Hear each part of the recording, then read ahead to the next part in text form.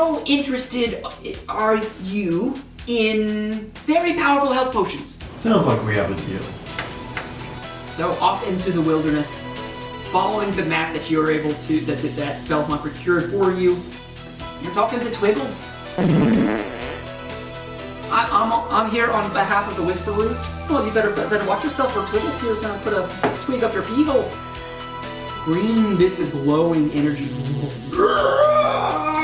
Lazarin! And you're like, oh no! Dirty dancing Lazarin! So you're not super graceful, but it's made up by Lazarin's strong, manly arms. And I am kind of behind you. it's a big target, man. I give him the old dick twist. I made my deal with Whisperer, but I did not promise that I'd die for him. Until next time. And he steps into a tree. That being said, there is quiet finally returned in that sense that you got earlier, Garion, from the eyes watching you. That feeling is gone. It's almost like a relief, a weight off of your shoulders as you are no longer being observed. But you are presented with a very humble farm, and you see no evidence of any potion forgery or anything like that. Garion, why don't you give me an investigation check as you're looking around? And if anyone has survival as a skill, if you want to give me a survival check. That'd be a 32. Okay. Well, you're looking around and you kind of look, observing that Amadeus here points out, and you notice there are some tracks here. And you were expecting, the presence of Belmont's, village and workings and stuff like that, but you're looking around, you're finding tracks, just casually, and pointing out to Garion to come take a look. And Garion, you notice these are dragonborn feet. Ah. And then also you see, there's kobold footprints. But what you do notice as you're looking through the area investigating the farmhouse is somewhat lived in, like there's someone that's been here before. But most of the foot traffic from the footprints that you've seen is going around to the cellar in the back. Can I go around to the cellar? I'm assuming there's a cellar door? You check the cellar and it's locked. We're gonna kick it open. What good are we if we're not together? Holding hands, joined hands together. Yeah. I give him one of my seismic boots. Do you guys have the same size shoe? Yes. Why wouldn't we? Yes. What kind of question is that? All right, go ahead. Give me an athletics checks, both of you. You stub your toe, but don't worry. Lazarin kicks it open. You gave him the one boot, the other seismic boot, but you accidentally kicked with the other one. Oh dang it! Come on. I gave him my dominant side. Yeah. So you're kicking with your left boot. Yeah. The door burst open. Burst. Explodes. That's one of my moments. Opens. Fleed. Splinters open. And we find 4 ninja turtles. I made a funny. You open the cellar door and it goes down a long flight of stairs, far larger and far deeper than any normal cellar for a farmhouse of this stature. This looks You might be suspicious. successful. Get out here. It's a little bitty boot. Canonically, this whole time, you guys agreed that you have the same shoe size. You didn't say what size, so it's just these little bitty shoes. Do you wish to proceed down into the depths? Yes, stealthily. I'm on his back. Piggyback. Yeah. With your little bitty baby feet. If not, then it's gonna be like doo doo doo when I go down behind him. I think it'll look way cooler than 2 little dudes. Got these tridents on his back, just getting their stuff on him. Another 32. 32. Oh Yeah, I man. hate beating. What you got? 50. 15? That's not bad. It's not bad. So you were both very, very... It's like what we just did with that door. Yeah, Kane didn't get the message, and he also tried to put on the seismic boot, but he really couldn't get it on because the boots are so small. 7 foot tall with the size 4 shoes. Deep into the underdwellings of the farmhouse known as Stonebarrow. It is damp, dark, dank, Dingy? and dark. 5 D's of dodgeball. Dodge, duck, dip, dive, and dodge. Take care of your balls. Did I say dark? Yeah. Damn. Damp. Double dark. You, enter into this first sort of like a little entryway with weapon racks and some little training area, but the weapon racks all appear to be empty. You hear in the distance. It appears to be kobolds and dragonborn arguing in the distance. Kane, can you pick up what they're saying? I'll give it a go. And what you hear is, "Give me back that food scrap! That's my bone!" Oh, why was I stuck with the kobolds? What are they saying, Kane? And then I tell you what he did. We want to hear your version of it. Give me a perception check real quick too and see if you hear anything interesting. Yeah, it's just a cacophony of little kobolds arguing with each other. You don't pick out anything in particularly noticeable. It looks like we have a couple of corridors maybe around here. So I'm going to stealthily move up to here and try to look down both ways to see if I can see anything. As you turn the corner and look, there is a door that is ajar, and in which you can see a good little glimpse into the room. It appears to be empty. I will go into the room real quick and check the desk, see if I can see Okay. anything that could be All right, give me an investigation check. okay.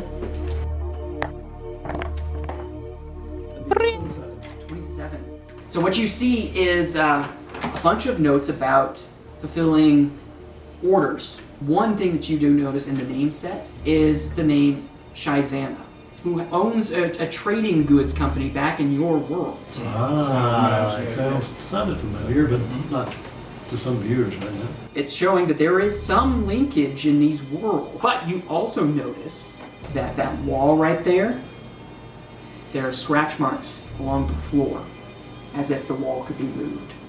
Ooh. You discover a secret treasure room. Dun, dun, dun. A lot of the orders that you saw referenced here included payments in gold and in large quantities of gold. I run into the room, guys. push Garion out of the way, and start. I was gonna say, hey guys, there's nothing in here. Gold totaling 4,000 gold pieces. Whoa. This could be retirement money for any layaway person, but you guys have expensive tastes. You guys We like are. the good. You like some of that wet. So, just saw Black Panther. We're the Nobles of Fallfield. We do not participate in wet. Wait a minute. No. Well, we got another door. I go over there and I check and see if the door is locked. It is unlocked, but there appears to be a tripwire trap. Oh. So I am going to try to disarm Okay. the trap. Give me a thieves' tools check.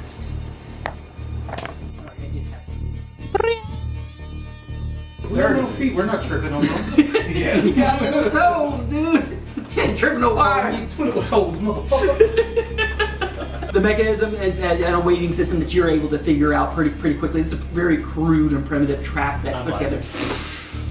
Just to be extra stealthy, I'm going to have some oil. I'm going to hold the hinges real quick, and then I'm going to just open the door just enough to peer inside. And what you do notice, it is, in fact, utter chaos as the sound of all the squabblings here. So, some of them are are resting. They appear to have bottles of some sort of alcoholic beverage passed out a bit. Alcohol. You notice one of them has a bottle of whiskey. Is it Irish whiskey? It is. From the world's oldest licensed distillery comes a whiskey with quiet charisma. Bushmills 10-year-old. Triple distilled from 100% malted barley and matured for at least a decade in bourbon and sherry casks.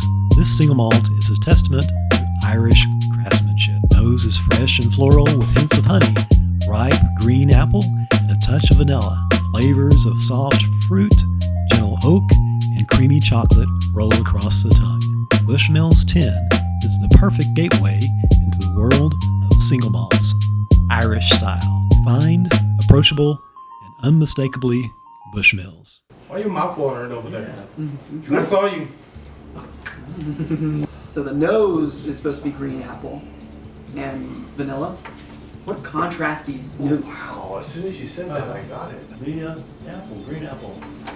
Irish, that's a common theme for me. I really picked that up this time. Maybe it was some Or maybe it's a caramelized. suggestive saying it. From the, immediately I got the green apple. I did too. Yeah.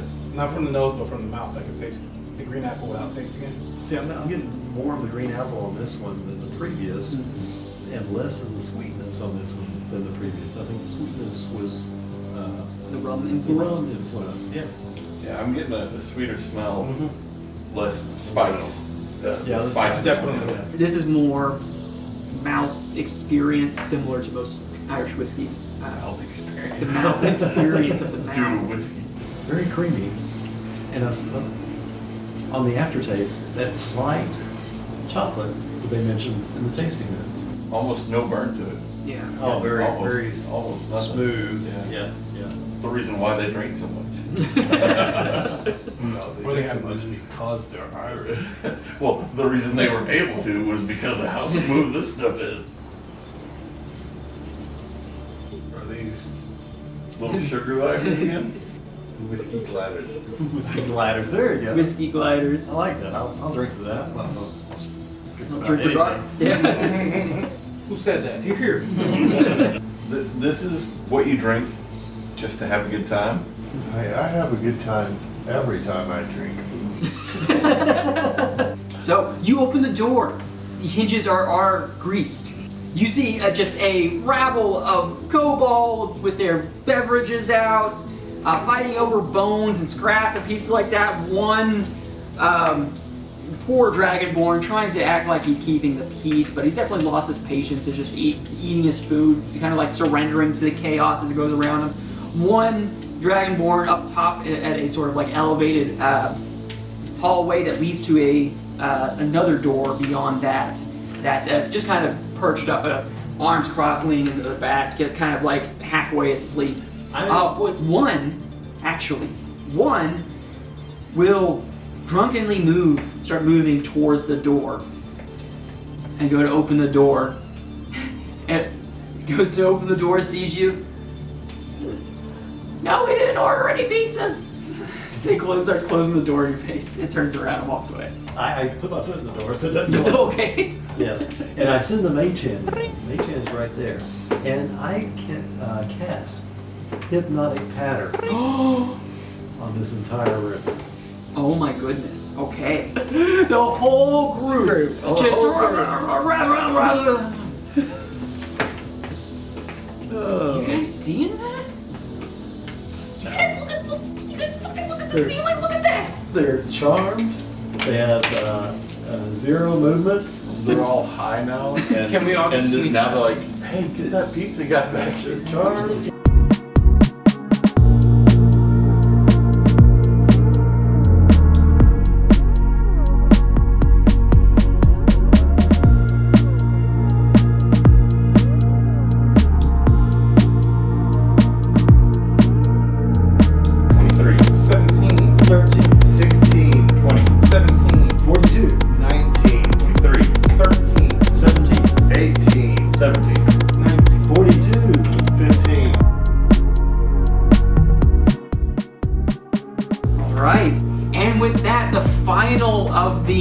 The standing in the room, the final red dragonborn left standing in this room, all of them pretty much completely incapacitated by the hypnotic pattern, this magical effect that completely immobilizes them, unable to respond to the attacks being laid upon their friends.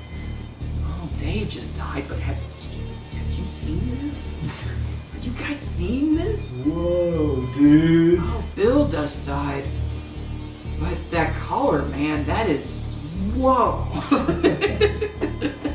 And in the final, Red Dragon mode, yeah, I see the color too. Hey, guys.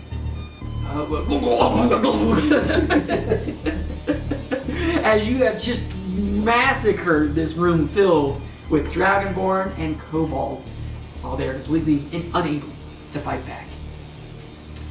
And in the chaos of the room situation, things have calmed down. There's blood everywhere. But give me a perception check all around. Everyone look around.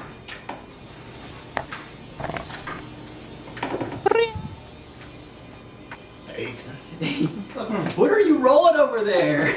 He's got that haze going. That purple haze. I'm just not really noticing a whole lot.